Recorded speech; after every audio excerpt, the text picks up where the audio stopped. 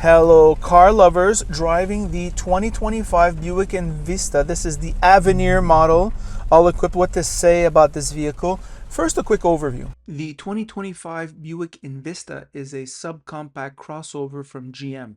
It comes in three trims: Preferred, Sport Touring, and our all-equipped tester, Avenir. Pricing is $32,000, $33,000, and $37,000. Very competitive.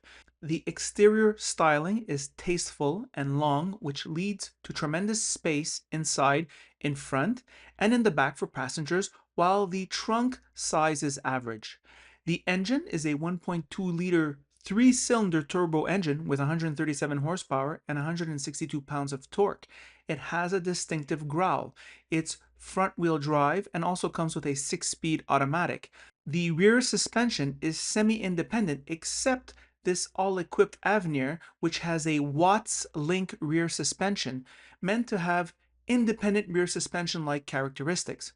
Whatever, it performs adequately. There is no all-wheel drive, 8.4 liters in the city, 7.4 liters on the highway, or 2832 mpg.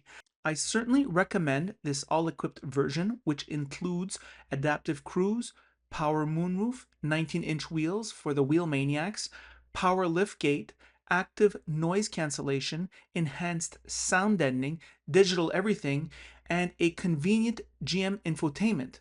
It also has everything wireless, LEDs, and leather seats. Lots of space, quiet riding, great price, comfortable seats, easy interfaces, complete features with the exception of high-end sound. This is a very competitive product. GM is still fighting for the entry-level buyer.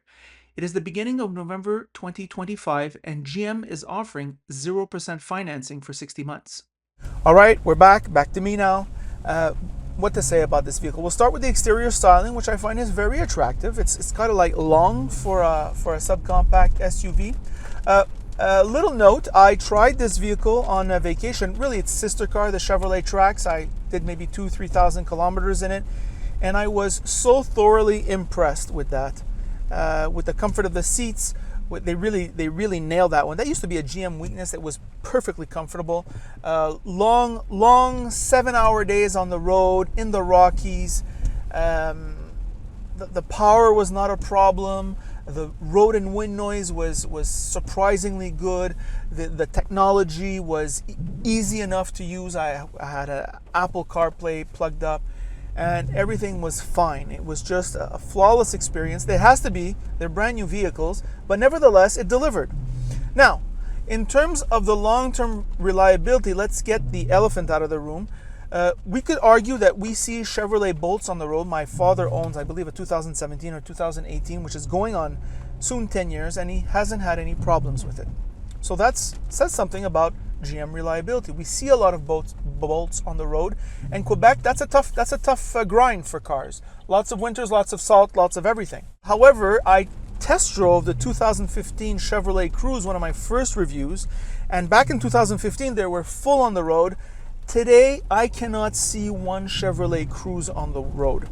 They've all been subject to critical failure that's taken them off the road. So it's a mixed bag, to say the least, of the reliability. And I'm kind of like, this vehicle, in terms of its price and what it's offering, it's almost too good to be true versus its competitors, right? I mean, this is possibly $40,000 tax in, whereas all the competitors with similar equipment are $45,000, $46,000, $47,000 tax in. And in many aspects, this vehicle does as well. Now, one thing it doesn't have, which Quebecers have a tremendous hard-on for, which Ross has been breaking my ears, all right, with telling me, Christopher, I'm telling you, everyone's gonna have four-wheel drive soon. Christopher, I'm telling you, everyone's gonna have a crossover. Been hearing this for 10 years, nonstop, every day I see him. And well, I have to say, he's been right, 100% right. In his prediction.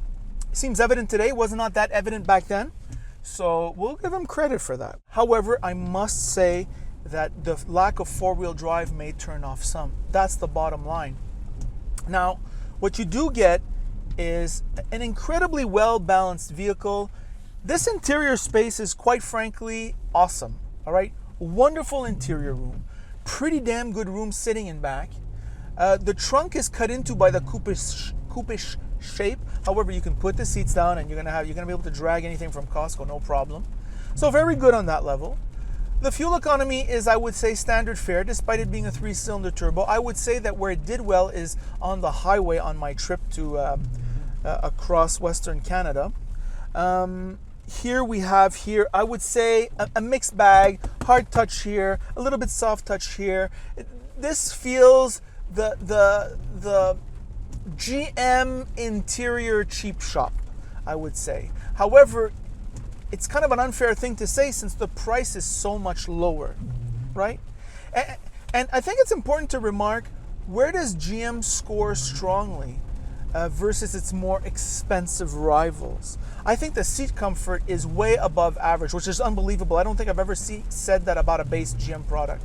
I think the road and wind noise is way better than the competition. I think the infotainment center and this general ergonomic is equal or better than most. And I would say the space is definitely happening here. So that's pretty good. And especially when we're talking about the subcompact mainstream class, I mean, when you're selling a car $80,000, $90,000, there's a bit of play, in terms you can make choices about where you're going to cut. At this low price, your every penny counts. So I'm wondering, did GM, the question mark is, did GM penny pinch for the aesthetic, which I'm willing to live with, or did they penny pinch with the mechanics, which will result in a Chevrolet Cruze-like reliability? I don't know where it's going to be. So I think I would highly recommend this vehicle for a lease. I would recommend this vehicle on the purchase just by virtue of its low price, though there is a question mark on the long-term reliability. And that is my review of this bargain of a vehicle, the Buick Envista. And I would also say the same thing for the Chevrolet Trax, which I tried extensively in the real world, and it certainly held up. I was blown away by that experience, and I think you'll enjoy this vehicle. So those are my thoughts. By the way, if you like this video, like it. If you don't like it, don't like it. And if you really like it, well then of course you should subscribe, and that is it.